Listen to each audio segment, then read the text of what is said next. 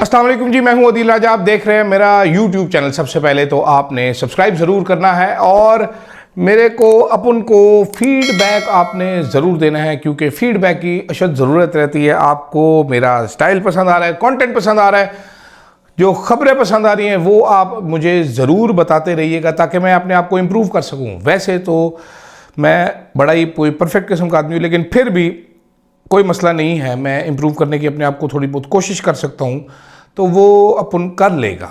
आज जो चीज़ें डिस्कस करनी है उसमें अली तरीन साहब, जहांगीर खान तरीन साहब के साहबजादे, उन्होंने कल एक बड़ी अपनी तरफ से वीडियो डाली है, माफ़ी मांगी है तहरीके इंसाफ से, बड़ी सपोर्ट गैदर कर रहे हैं। तहरीके इंसाफ वाले भी लुडियाँ डालते डालते अली तरीन को सपोर्ट दे रहे हैं कि वाह जी वाह, अली तरीन ने क्या ज़बरदस्त काम कर दिया, थोड़ी इमरान खान को कॉपी भी कर ली, ये कर दिया वो कर दिया, अली तरीन कितना ग्रेट है।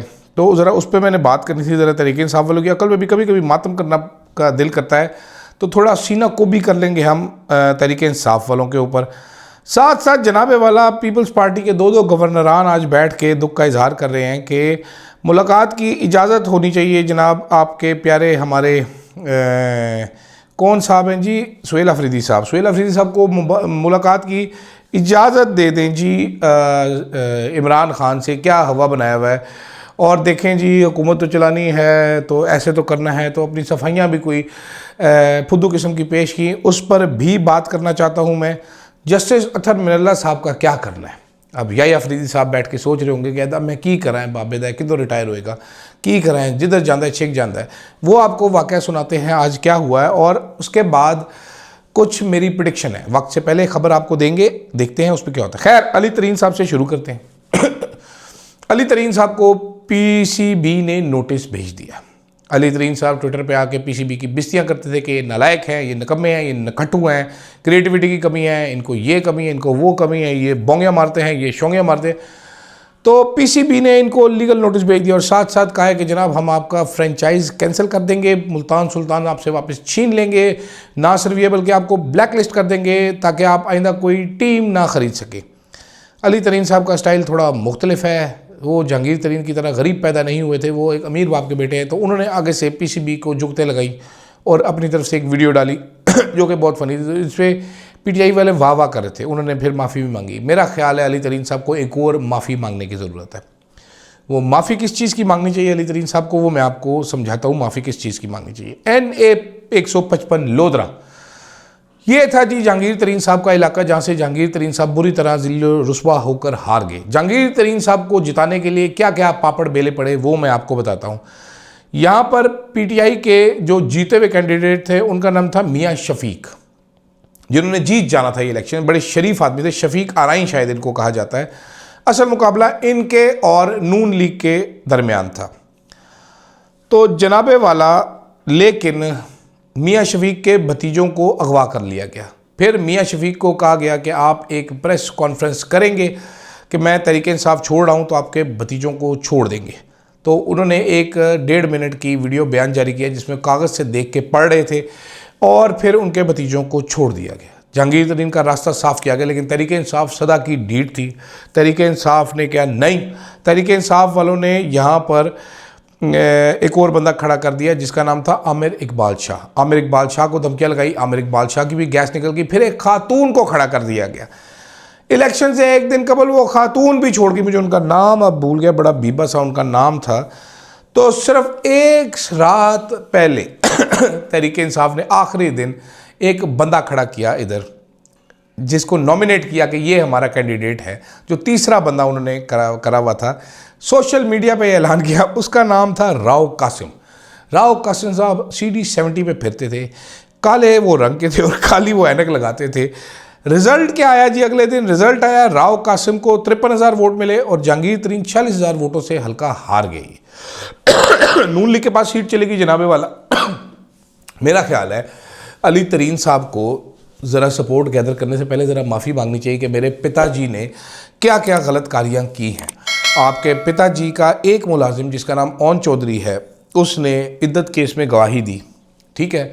अली तरीन साहब को इस पर भी माफ़ी मांगनी चाहिए। आपके पिताजी का दूसरा मुलाजिम इमरान शाह का भाई जो है वो तोशाखाना 1 और अब तोशाखाना 2 में इमरान खान के खिलाफ हुआ है। मेरा ख्याल है आपके पिताजी साहब को गुस्सा छोड़ देना चाहिए, आपके बापू को, जहांगीर तरीन साहब को, और इस पर भी माफ़ी मांगनी चाहिए। इमरान खान की गलती ये थी कि द माइटी जहांगीर तरीन की मनी लॉन्ड्रिंग पकड़ी, चीनी में उनकी फ्रॉड पकड़ा, और वो भी इसलिए पकड़ा गया क्योंकि जहांगीर तरीन साहब ने चीनी एक्सपोर्ट की इजाज़त इमरान खान से ये कह कर दी कि खान साहब अगर ये चीनी एक्सपोर्ट नहीं होगी तो ज़ाया जाएगी, ये स्ट्राइक हो जाएगी, किसानों का बड़ा नुकसान होगा। बड़ा इमरान खान को बैक स्टैप किया, इमरान खान के वर्ड्स में बैक स्टैप किया इसने मुझे।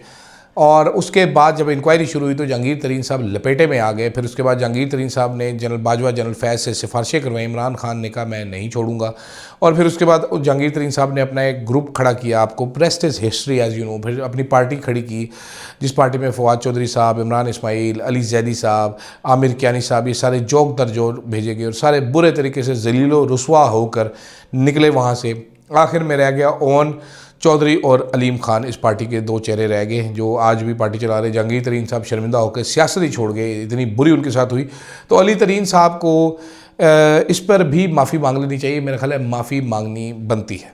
दूसरी तरफ आज अचानक ही जो गवर्नर हैं पंजाब के जनाब सलीम हैदर साहब, उनके जज्बात जाग गए। वो अलीना शिगरी ने उनका एक इंटरव्यू किया गवर्नर पंजाब साहब का।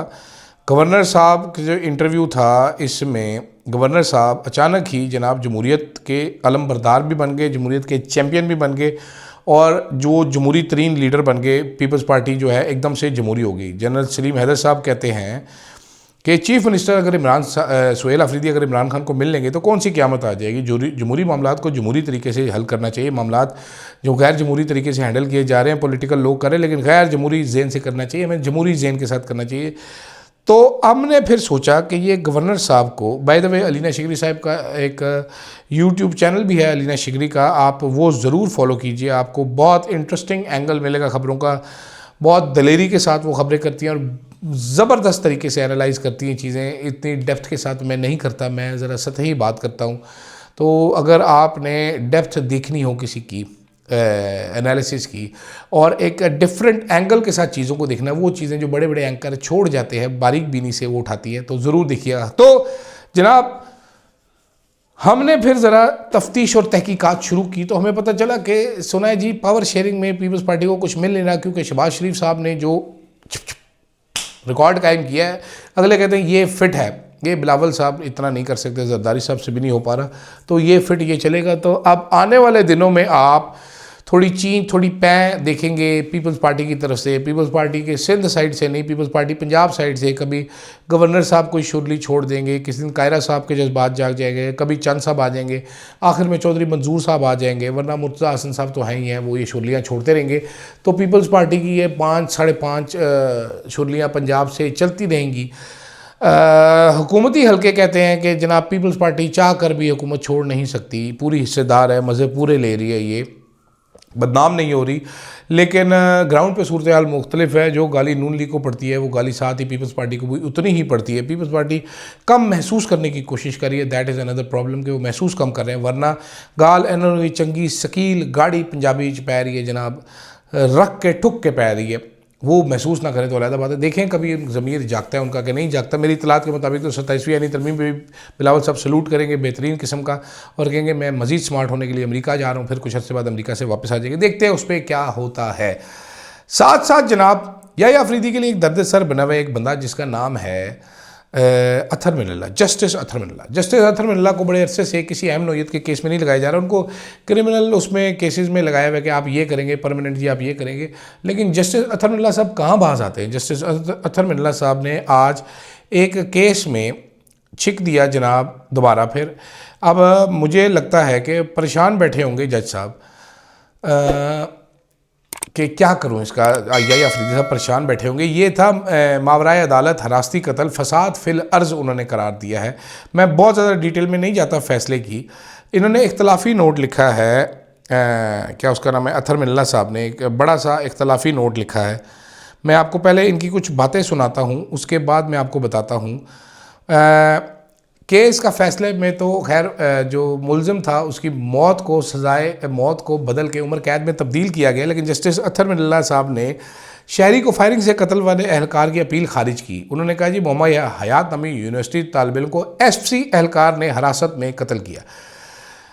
तुरबत में माँ बाप के सामने नौजवानों को बालों से घसीट कर फायरिंग की गई। 8 गोलियां सरकारी बंदूक से मकतूल की पीठ में मारी। वालिदैन की दुहाइयाँ सुनने के बावजूद फायरिंग जारी रखी। ठीक है, ट्रायल कोर्ट हाई कोर्ट सजाए मौत के फैसले की तौसीक बरकरार रखेगी। एफसी एहलकार का जुर्म बुज़दिलाना, बेईमाना और अवामी ज़मीर को झंझोड़ने वाला है। कानून नफिज करने वाला एहलकार शहरी का कातिल बने तो सबसे सख्त सज़ा लाजिम है। एफसी की जिम्मेदारी अवाम का तहफ़्फ़ुज़ है, शहरियों पर गोली चलाना नहीं। मुलजिम का ये उज़र के धमाके में साथियों की ज़ख्मी होने पर गुस्सा है, काबिल कबूल नहीं। ऐसी वाक़यात नरमी की गुंजाइश नहीं है। मावराए अदालत कत्ल आइन और बुनियादी हकूक़ के सख्त खिलाफ है और मुलजिम के ऐसे मुजरिम मुआशरे और इदारों दोनों के लिए ख़तरा है। बड़ा सख्त फ़ैसला लिखा है। अब कहानी क्या है जी? कहानी बड़ी दिलकश है जनाब। कहानी दिलकश ये है कि बलूचिस्तान में एक एफसी के एहलकार ने खजूर के बाग में वो खजूर चुनने वालिदैन को नाश्ता देने जा रहा था। एफसी का काफ़िला कुछ फासले पर जा रहा था। आईडी फट गई, धमाका हुआ। गाड़ी से एक एफसी एहलकार उतरे तो उन्होंने देखा कि ये बंदा धमाका सुनने के भाग रहा है। उन्होंने इसको बालों से घसीट कर ज़मीन पर भेगा और इसकी कमर में यक के बाद दिगरे एसएमजी से 8 गोलियां मारी। एहलकार फरियादें करते रहे माँ बाप, लेकिन शादीउल्लाह साहब पागल हो गए गुस्से में। उन्होंने और गोलियों से मार मार के उसको कत्ल कर दिया लड़के को। मकतूल के भाई ने पर्चा कराया, एफसी ने सरेंडर किया अपना बंदा और सज़ाए मौत दी। बलूचिस्तान हाई कोर्ट ने भी सज़ाए मौत दी, लेकिन सुप्रीम कोर्ट में जस्टिस इरफान सादात और जस्टिस आयशा मलिक ने एतराफ़ी बयान की बुनियाद पर जुर्म बरकरार रखा, लेकिन सज़ा में नरमी की। एतराफ़ी बयान भी 2 नंबर था, जिस पे बाद में वो मुकर भी गया था और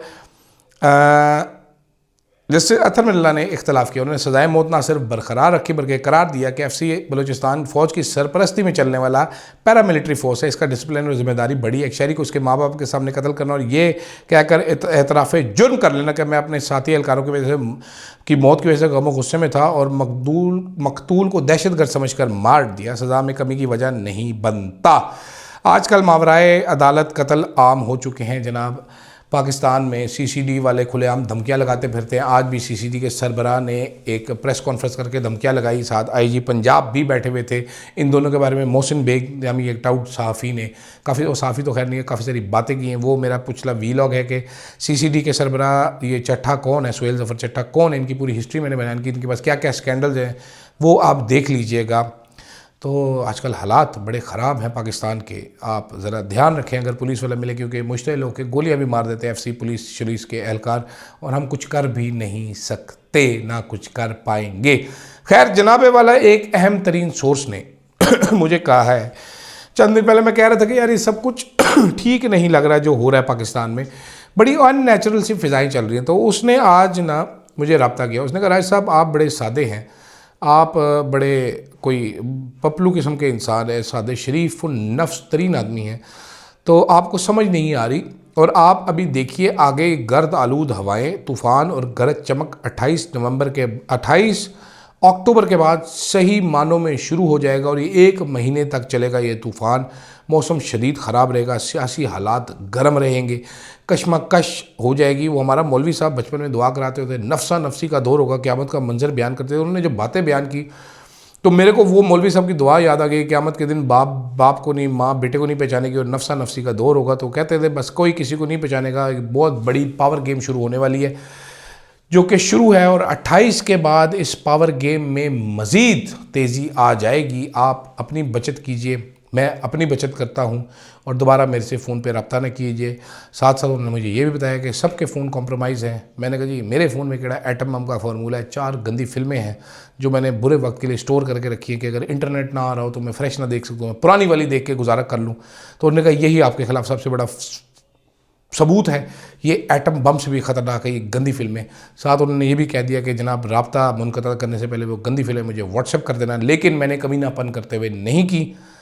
ये बकवास से छोड़ दे, मैं भाग जाता हूँ, मैं आपको पहले बता रहा हूँ। तो मैं पटरी से उतर जाता हूँ तो फिर मैं इधर चल पड़ता हूँ। लेकिन अब ये याद रखिएगा आज 24 25 तारीख जब ये अपलोड होगा, 24 तारीख है, 25 ना हो गई हो, आधा घंटा लेट भी हो सकता हूँ, मैं ज़रा सुस्त तरीन आदमी हूँ दुनिया का।